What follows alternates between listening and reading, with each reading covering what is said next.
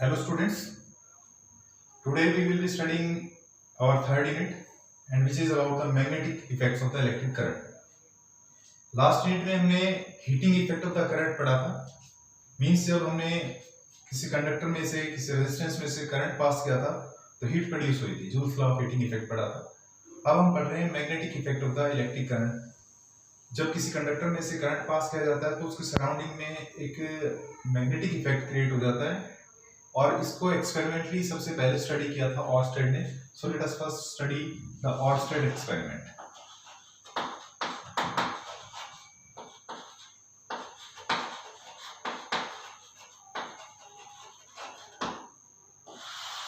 Oersted conducted a very simple experiment to study the magnetic effect. उसने एक compass लिया और कंपास याद रखना एक छोटा मैग्नेट होता है, टाइनी मैग्नेट, और किसी मैग्नेट को एक मैग्नेटिक फील्ड या फिर कोई मैग्नेट ही डिफ्लेक्ट कर सकता है. ये बात भी ध्यान रखें. मैग्नेट को कोई मैग्नेट दूसरा या कोई मैग्नेटिक फील्ड ही डिफ्लेक्ट कर सकता है. तो उसने कैसा सेटअप अरेंज किया. पहले तो उसने किसी वायर में करंट पास करना था. तो करंट पास करने के लिए उसने एक सोर्स ले लिया, एक बैटरी,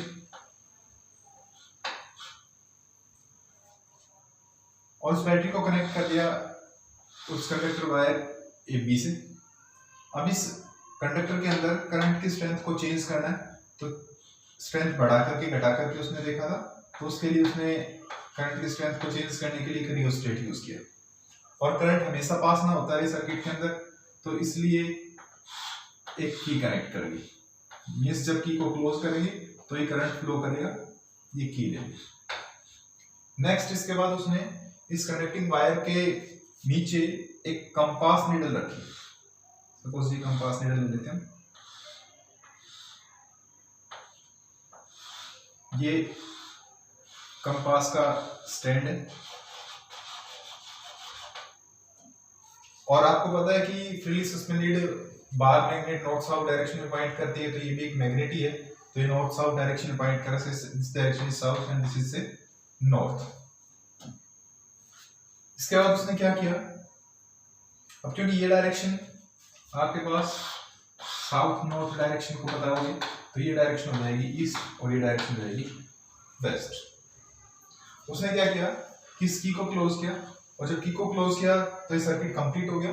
और सर्किट कंप्लीट हो गया, क्लोज्ड हो गया है, तो इसके अंदर से क्या फ्लो करेगा, करंट फ्लो करेगा. और जैसे इसके अंदर करंट फ्लो किया तो ये जो कंपास की नीडल थी ये डिफ्लेक्ट हुई.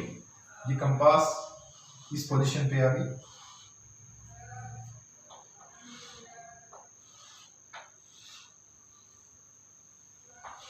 ऐसे डिफ्लेक्शंस हो गए इसने कंपास में.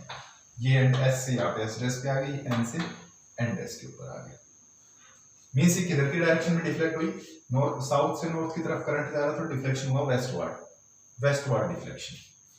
If current is flowing from south to north then deflection occur westward. ये हम एक स्नो रूल पढ़ेंगे, उससे बताएं. Means whenever the current is flowing in the conductor from south to north then the deflection will be occurring westward deflection.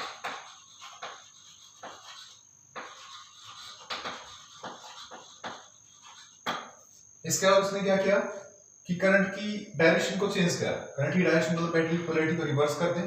तो current जब तो suppose south से नॉर्थ जा रहा था तो नॉर्थ से साउथ जाएगा. तो डिफ्लेक्शन चेक किया उसने, तो डिफ्लेक्शन भी अपोजिट हो गया. डिफ्लेक्शन वेस्टवर्ड की बजाय अब डिफ्लेक्शन ईस्टवर्ड हुआ. ये सपोज इसको ऐसे कर देते हैं, बैटरी को रिवर्स कर देते हैं. ये नेगेटिव है, ये पॉजिटिव है.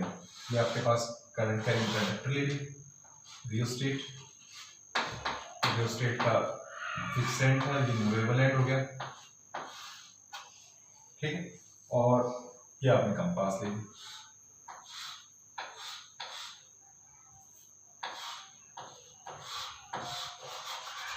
ये इस पिवोट के अबाउट ऐसे टॉर्क एक्सपीरियंस करती, जैसे हमने पढ़ा था इलेक्ट्रिक डाइपोल किसी इलेक्ट्रिक फील्ड में रखते हैं तो टॉर्क एक्सपीरियंस करता. लाइकवाइज हम पढ़ेंगे इस यूनिट के अंदर भी कि जब किसी मैग्नेट को या मैग्नेटिक डाइपोल को किसी मैग्नेटिक फील्ड में रखेंगे तो उस पर भी एक टॉर्क एक्सपीरियंस होता है. इस पिवोट के अबाउट ऐसे ये वेस्टवर्ड या ईस्टवर्ड डिफ्लेक्शन शो करेगा. तो जब उसने की क्लोज की तो करंट फ्लो किया. आप करंट फ्लो करेगा पॉजिटिव टर्मिनल से नेगेटिव टर्मिनल मींस इधर की तरफ.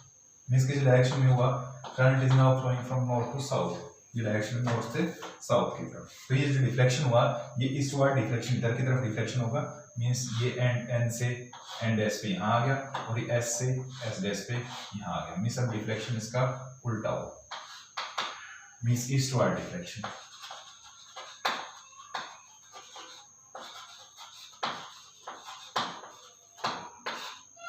एक्सपेरिमेंट में तो उसने क्या किया, किसी करंट कैरिंग कंडक्टर के नेबरहुड में एक कंपास रख दी।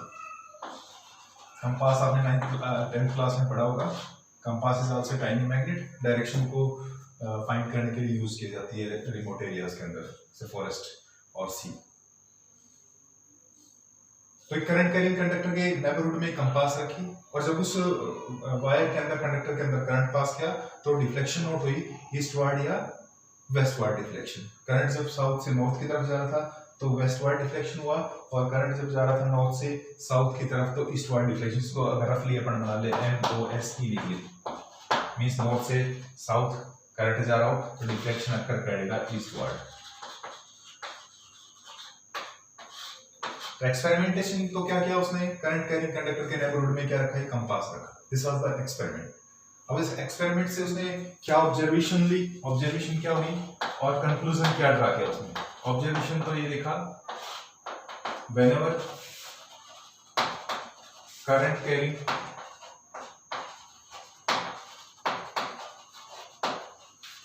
conductor, whenever current carrying conductor is placed in the neighborhood, in the NBD में शॉर्टकट लिख देता हूँ neighborhood के लिए, in the neighborhood of a compass, then compass needle gets deflected। Compass needle deflect हो जाती है आइदर ईस्टवर्ड और वेस्टवर्ड, आइदर वेस्टवर्ड और ईस्टवर्ड। ठीक है, अब क्योंकि आपको ये पहले मेंशन कर दिया गया कि कंपास एक मैग्नेट है, ये कंपास एक मैग्नेट है, तो मैग्नेट के नजदीक तो कोई दूसरा मैग्नेट को नॉर्थ पोल के नॉर्थ पोल नजदीक लाओगे तो रिपेल करेगा, या नॉर्थ पोल के साउथ पोल लेके जाओगे तो अट्रैक्ट करेगा। तो इसके सराउंडिंग में कोई मैग्नेट होना चाहिए, उसके कारण से डिफ्लेक्ट हुई। तो यहाँ तो कोई मैग्नेट तो ही नहीं है, तो करंट कैरिंग कंडक्टर, इसका मतलब करंट कैरिंग कंडक्टर में मैग्नेट से इफेक्ट आ गया, और करंट कैरिंग कंडक्टर में मैग्नेट से इफेक्ट मींस मैग्नेटिक इफेक्ट आ गया। तो हम ये कहेंगे कि जब ये कंपास डिफ्लेक्ट हुई है, इट मींस दैट इसके सराउंडिंग में कोई मैग्नेट तो था नहीं, तो मैग्नेट नहीं था तो कौन है, करंट कैरिंग कंडक्टर। तो उस करंट कैरिंग कंडक्टर में मैग्नेटिक इफेक्ट आ गया। ठीक है, so every current carrying conductor associates है मैग्नेटिक फील्ड विद इट। ये कंक्लूजन ड्रा किया किसने, ऑस्टेट ने। Conclusion,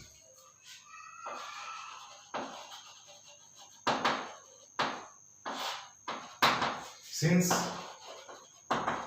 a compass is a tiny magnet, compass is a tiny magnet, and a magnet can only be deflected, can only be deflected by a magnet or a magnetic field। और compass को किससे magnet किया deflect किया जा सकता है, किसी magnet से या किसी मैग्नेटिक फील्ड से। अब यहाँ हमारे पास कोई मैग्नेट तो था नहीं, तो इट मींस दैट उस करंट कैरिंग कंडक्टर के नेबरहुड में क्या हुआ होगा, एक मैग्नेटिक फील्ड क्रिएट हुआ होगा। ठीक है, so the conclusion of Oersted experiment, क्या कंक्लूजन ड्रा किया ऑर्स्टेड ने इस एक्सपेरिमेंट से। उसने ये देखा कि कंपास रखी थी करंट कैरिंग कंडक्टर के नेबरहुड में, और उस कंपास में डिफ्लेक्शन हुआ, और कंपास एक छोटा मैग्नेट है, और मैग्नेट को कोई मैग्नेट या मैग्नेटिक फील्ड, तो मैग्नेट तो था नहीं कोई उसके नेबरहुड में, तो इसका मतलब मैग्नेटिक फील्ड क्रिएट हुआ होगा।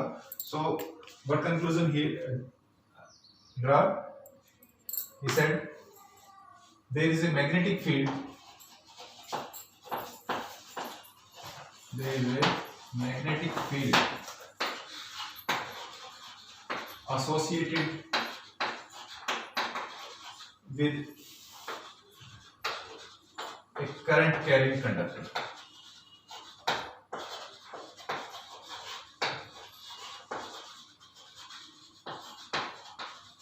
मीन्स जब भी कोई करंट कैरिंग कंडक्टर होगा तो उसके नेबरहुड में, उसके सराउंडिंग में मैग्नेटिक फील्ड क्रिएट होगा। ये एस्टिमेशन ऑस्टेड ने ले लिया यहाँ से। लेकिन अगर बात करते हैं कि जब एक एक्सपेरिमेंट कंडक्ट करें तो उस टाइम करंट किस डायरेक्शन में फ्लो कर रहा हो तो डिफ्लेक्शन किधर की तरफ होगा, तो उसके लिए हमारे पास बहुत सिंपल से रूल है। एक रूल तो हम बोलते हैं snow rule, SNOW, snow rule. Snow rule का मीनिंग ये है कि अगर कंडक्टर में करंट साउथ से नॉर्थ जा रहा हो तो जो डिफ्लेक्शन है वो वेस्टवर्ड डिफ्लेक्शन होगा। जैसा कि हम इस केस में लिया था, current is flowing along the direction of south to north, so the deflection occurred in the westward direction, westward deflection होगा। और इसके उल्टा भी, वाइस वर्सा भी, उसको हम नॉर्थ से लिख देते हैं। If the current is flowing from north to south then the deflection will be eastward. इसका रिवर्स मींस, इसको एक रूल जिसको एम्पियर स्विमर रूल कहते हैं, उससे भी इसकी डायरेक्शन ऑफ डिफ्लेक्शन बताते हैं। एम्पियर स्विमर रूल,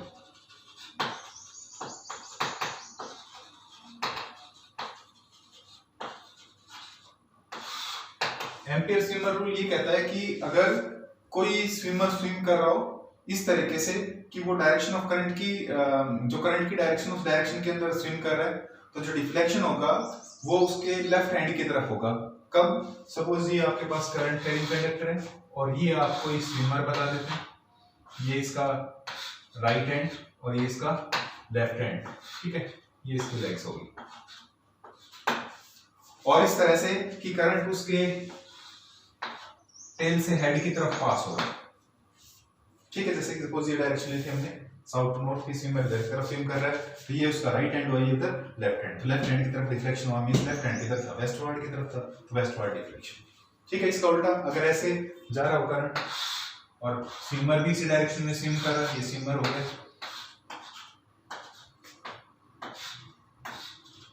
ये इसका राइट हैंड हो गया, लेफ्ट हैंड हो गया, ठीक है। तो करंट उसके टेल से एंटर कर रहा है टुवर्ड्स हेड, हेड से निकल रहा है टेल से एंटर करके, तो जो डिफ्लेक्शन है वो किस तरफ की तरफ होगा, उसके लेफ्ट हैंड की तरफ, लेफ्ट हैंड की तरफ तो इधर की तरफ। तो इसमें जो डिफ्लेक्शन आया किधर की तरफ आया था, इधर की तरफ डिफ्लेक्शन आया था जब करंट चल रहा था, कहां से, नॉर्थ से south. So these were the rules for estimating the direction of deflection in the compass, compass के डिफ्लेक्शन को पता करने के लिए। और सीधी सी बात ये है कि अगर साउथ से नॉर्थ जाएगा डिफ्लेक्शन इधर की तरफ होगा वेस्टवर्ड, और नॉर्थ से साउथ जाएगा तो इधर होगा ईस्टवर्ड। आल्सो इस एक्सपेरिमेंट को अगर उल्टा करके करें, कहने का मतलब ये हुआ कि कंपास ऊपर रखें और करंट कैरिंग कंडक्टर नीचे रखें, तो जो डिफ्लेक्शन है वो कैसे हो जाएंगे, रिवर्स हो जाएंगे, ठीक है। अब हम बात करना चाहते हैं कि हमें ये पता चल गया कि किसी भी करंट कैरिंग कंडक्टर के सराउंडिंग में एक मैग्नेटिक फील्ड होता है, ठीक। तो अब ये मैग्नेटिक फील्ड, जैसे इलेक्ट्रिक फील्ड की स्ट्रेंथ होती थी इलेक्ट्रिक फील्ड इंटेंसिटी, इसी तरह से मैग्नेटिक फील्ड की जाती है मैग्नेटिक फील्ड इंटेंसिटी। तो मैग्नेटिक फील्ड इंटेंसिटी को कैसे डिफाइन करें, उसकी क्या यूनिट हो, तो वो हम डिस्कस करना चाह रहे हैं। और मैग्नेटिक फील्ड इंटेंसिटी या मैग्नेटिक फ्लक्स डेंसिटी, हम चार वर्ड यूज करेंगे। हम या तो magnetic field intensity word use करेंगे, या मैग्नेटिक फ्लक्स डेंसिटी यूज कर देंगे, मैग्नेटिक फ्लक्स डेंसिटी, या इसकी जगह वर्ड यूज किया जा सकता है मैग्नेटिक इंडक्शन, मैग्नेटिक इंडक्शन। तो मैग्नेटिक इंडक्शन या मैग्नेटिक फ्लक्स डेंसिटी या मैग्नेटिक फील्ड इंटेंसिटी, उसको डिफाइन करने के लिए हमें पहले किसी चार्ज पार्टिकल के ऊपर मैग्नेटिक फील्ड में जो फोर्स है उसको एस्टिमेट करके उस फार्मूला से हम कंक्लूजन ड्रा करेंगे।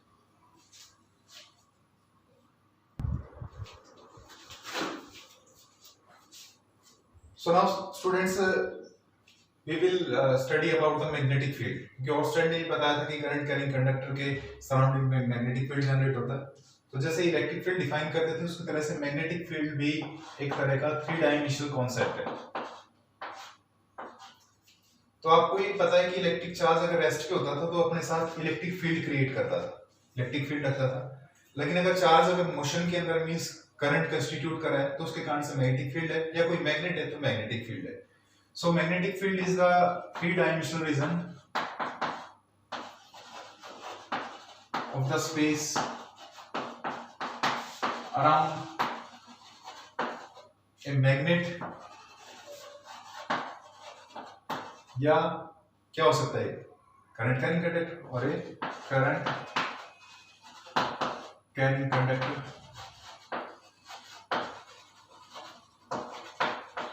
in which its magnetic force can be experienced, or you can say magnetic effect can be felt or experienced or observed, can be felt or experienced or observed. अब magnetic field को हम समझते हैं magnetic field intensity कह दें, या magnetic field induction कह दें, या magnetic flux density. Magnetic field induction भी कह सकते हैं, मैग्नेटिक इंडक्शन कह दें सिंपल, या मैग्नेटिक फ्लक्स डेंसिटी,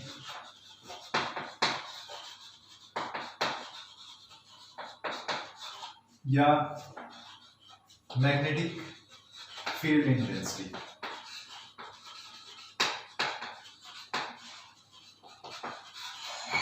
तो इसको स्टडी करने से पहले हम इसका एस्टिमेशन, इसका आइडिया लेंगे force on the charge in a magnetic field, means magnetic Lorentz force से हम लेंगे। तो पहले हम मैग्नेटिक लॉरेंट्ज फोर्स के बारे में पढ़ते हैं कि वो क्या है।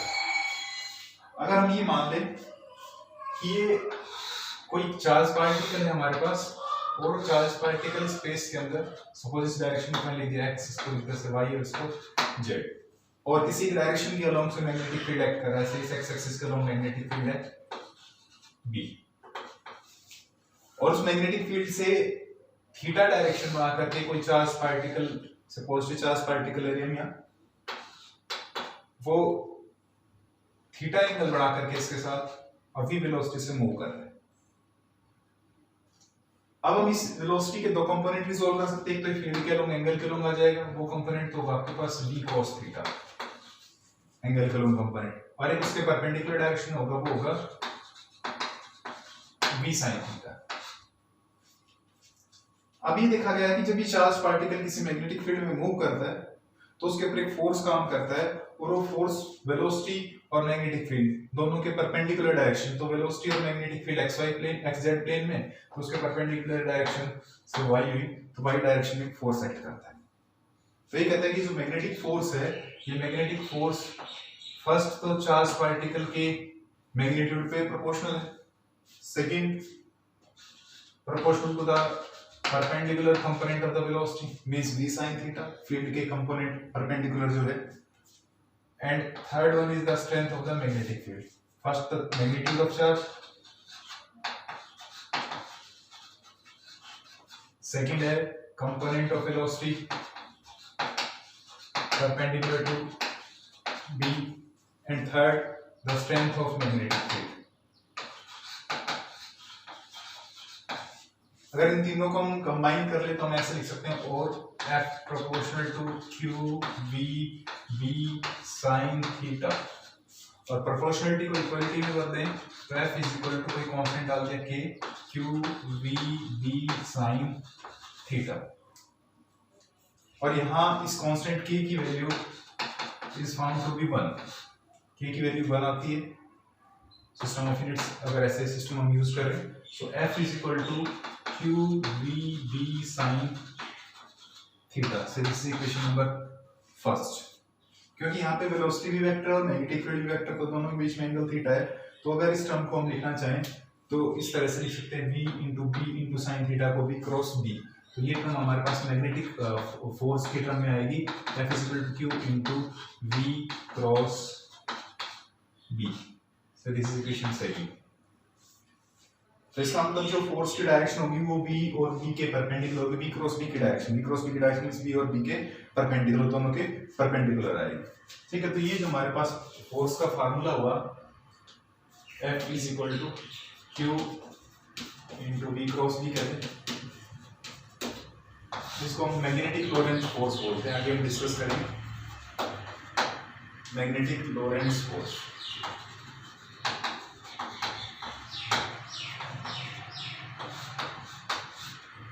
अब बात आती है कि अगर इस फोर्स की मैग्नीट्यूड की बात करें तो मैग्नीट्यूड तो होता है Q V B sine theta, और डायरेक्शन ऑफ फोर्स की बात करें तो डायरेक्शन ऑफ फोर्स कैसे दी जाएगी, v क्रॉस b की डायरेक्शन होगी। और क्रॉस प्रोडक्ट आपने पढ़ा होगा 11th क्लास में, a क्रॉस b जो डायरेक्शन दी जाती है वो किससे दी जाती है, by the right hand thumb rule, right hand thumb rule और कॉर्कस्क्रू रूल। अगर ये चार्ज पार्टिकल पॉजिटिव है तो जो डायरेक्शन v क्रॉस b की होगी वही डायरेक्शन किसकी हो जाएगी, मैग्नेटिक फोर्स की हो जाएगी। ठीक है, अगर चार्ज पार्टिकल नेगेटिव है तो v क्रॉस b के अपोजिट डायरेक्शन में। तो right hand thumb rule use कर ले या कॉर्कस्क्रू रूल यूज कर ले। सपोज ये हमारे पास एक स्क्रू है,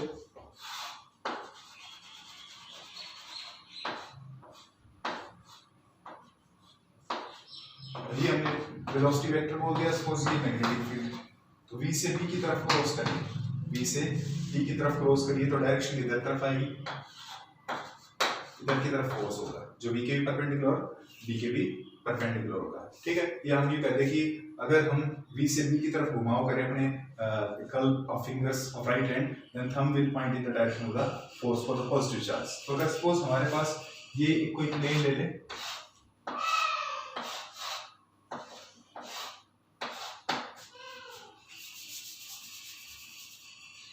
और ये सपोज वेलोसिटी वेक्टर है v और ये आपके पास मैग्नेटिक फील्ड है b, तो v से b की तरफ क्रॉस करेंगे, तो v से b की तरफ क्रॉस किया तो डायरेक्शन इधर की आई थंब से, तो ये आपके पास फोर्स हो जाएगी अगर ये चार्ज पार्टिकल कैसा है, पॉजिटिव। और चार्ज पार्टिकल अगर नेगेटिव होगा तो फोर्स की डायरेक्शन क्या हो जाएगी, इसके अपोजिट हो जाएगी, ये हो जाएगी f डैश। अगर चार्ज आपका कैसा हो,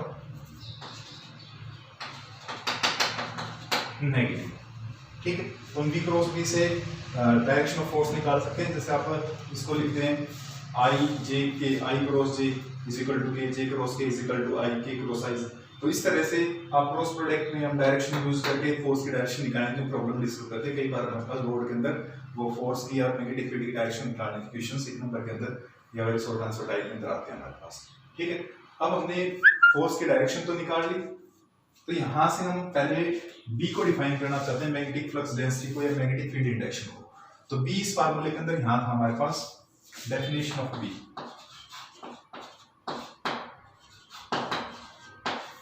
हमारे पास फार्मूला था F is equal to Q V B sine theta.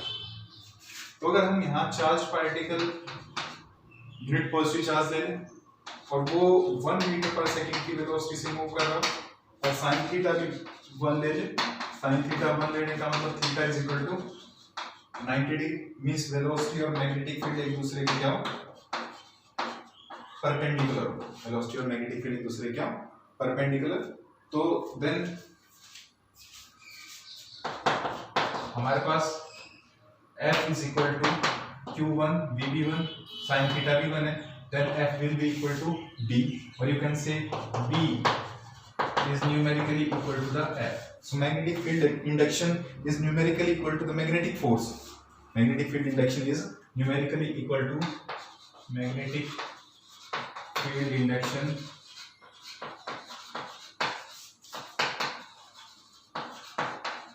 B is numerically equal to the force, equal to the magnetic force. कैसा मैग्नेटिक फोर्स और कब का, जब चार्ज पार्टिकल आपके पास यूनिट पॉजिटिव चार्ज है, moving with the velocity of unit, moving with unit velocity at right angle to the magnetic field. Magnetic field induction is numerically equal to the magnetic force experienced by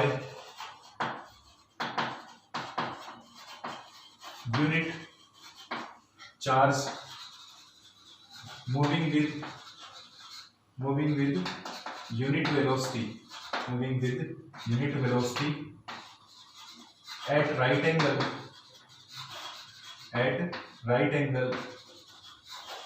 to the direction of field, right angle to the direction of field की direction के perpendicular. तो ये हमारे पास magnetic force के numerically equal होगी कौन, magnetic field induction. तो अगर मैग्नेटिक फील्ड इंडक्शन निकालना है तो मैग्नेटिक फोर्स निकालना है यूनिट चार्ज के ऊपर moving the unit velocity at right angle to the magnetic field. अब हम बात करना चाहते हैं इस बी की यूनिट क्या है और डायमेंशंस क्या है।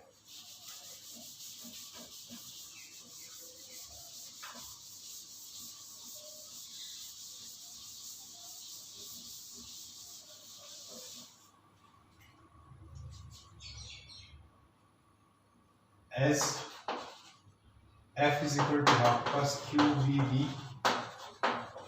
sin थीटा, यहाँ से अगर b निकालें तो b आ जाएगा f divided by q v sin theta. ठीक है, पहले यूनिट की बात कर लेते हैं। तो फोर्स की यूनिट तो होती है न्यूटन, चार्ज की यूनिट होती है कूलम, वेलोसिटी की होती है मीटर पर सेकेंड। ठीक है, तो b की जो यूनिट हुई दैट इज न्यूटन पर कूलम पर मीटर और सेकेंड। ठीक है, या मैग्नेटिक फील्ड की जब हम एसआई यूनिट की बात करेंगे तो एसआई यूनिट लिखी जाती है टेस्ला, टी से लिखते हैं, टेस्ला साइंटिस्ट का नेम है, और इसको हम ऐसे लिखते हैं weber per metre square, weber per metre square. ठीक है, अगर हम इसको चार्ज को जो कूलम लिख दें, कूलम को अगर एम्पियर सेकंड लिख दें, क्योंकि I is equal to q by T, सो q इज इक्वल टू कितना y इनटू टी, कूलम की जगह हम एम्पियर सेकंड भी लिख दें। तो अगर एम्पियर सेकंड लिखें तो b स्टैंड्स फॉर न्यूटन, इसको लिख दिया एम्पियर सेकंड, मीटर और पर सेकंड। ठीक है, तो ये सेकंड से पर सेकंड कट जाएगा हमारा, कूलम की जगह लिखना हमें एम्पियर सेकंड, तो सेकंड से सेकंड इनवर्स कट गया, तो ये हमारे पास हमारी न्यूटन पर मीटर और पर एम्पियर।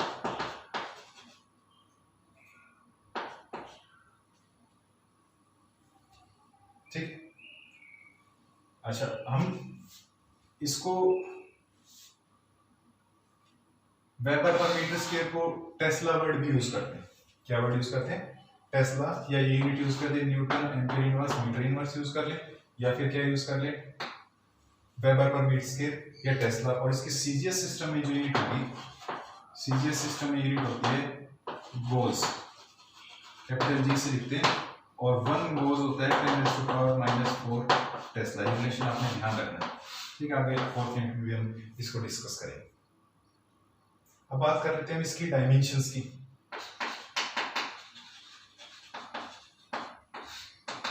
तो इसी के अंदर रख देते हैं b, फोर्स की डायमेंशंस हुई m1 l1 t-2, चार्ज की डायमेंशंस होगी at, वेलोसिटी की होगी lt-1,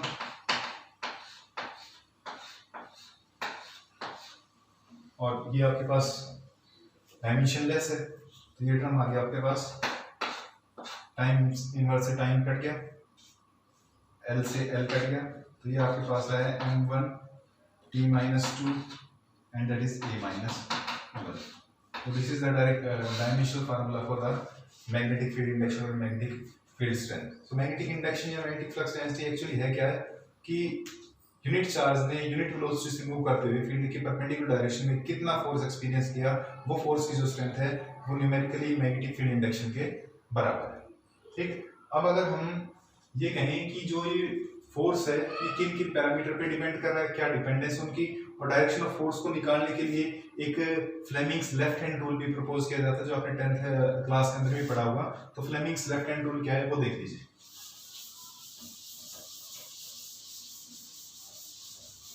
Fleming's left hand rule इस फोर्स के डायरेक्शन को बताने के लिए, मैग्नेटिक फोर्स की, फ्लेमिंग्स लेफ्ट हैंड रूल ये कहता है कि हम अपने लेफ्ट हैंड, ये लेफ्ट हैंड है, इस लेफ्ट हैंड के थंब, फोर फिंगर और मिडिल फिंगर को म्यूचुअली परपेंडिकुलर रखें। ये म्यूचुअली परपेंडिकुलर कर दें, stretch our thumb, four finger and middle finger perpendicular to each other. Then term आपने याद रखनी है एफ बी आई, जैसे अपनी सीबीआई होती है उसी तरह से अमेरिका की जो एजेंसी है वो एफबीआई होती है।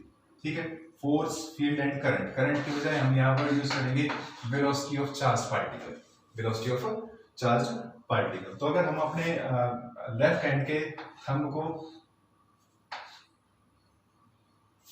ये बना लेते हैं,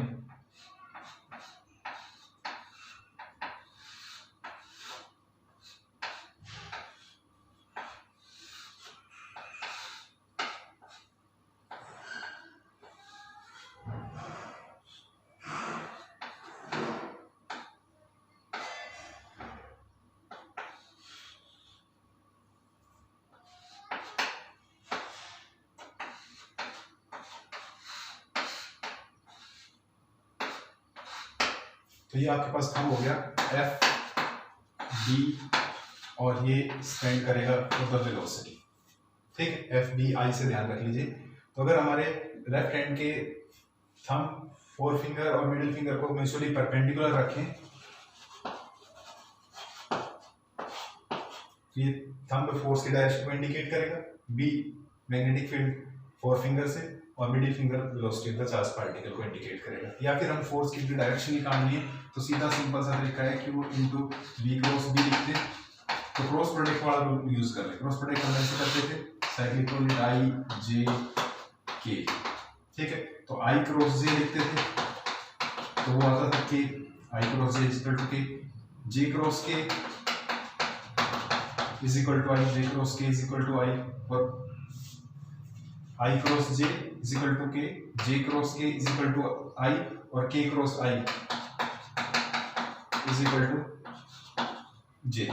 ये होता था। अगर उल्टा ले, मींस जे क्रॉस आई करें तो माइनस के क्रॉस जे करें तो माइनस आई, और आई क्रॉस के करें तो वो माइनस जे होता है। अगर आई क्रॉस आई, जे क्रॉस जे, के क्रॉस के करते हैं पैरेलल वेक्टर्स के, तो वो क्या आते हैं, जीरो आ जाते हैं। ठीक है, अगर चार्ज पार्टिकल पॉजिटिव है तो जो भी डायरेक्शन बी क्रॉस बी की इन क्रॉस की डायरेक्शन से आई वही डायरेक्शन होगी। अगर चार्ज पार्टिकल यहाँ पे नेगेटिव, उसका रिवर्स लिख देंगे। जिस अगर के आई है तो माइनस के लिख देंगे, जे आई है तो माइनस जे लिख देंगे। तो हम उससे हम निकालेंगे फोर्स की डायरेक्शन को। ठीक है। अच्छा, एक चीज और कि हमने ये जो फोर्स का फार्मूला लिखा है F is equal to Q V B sine theta.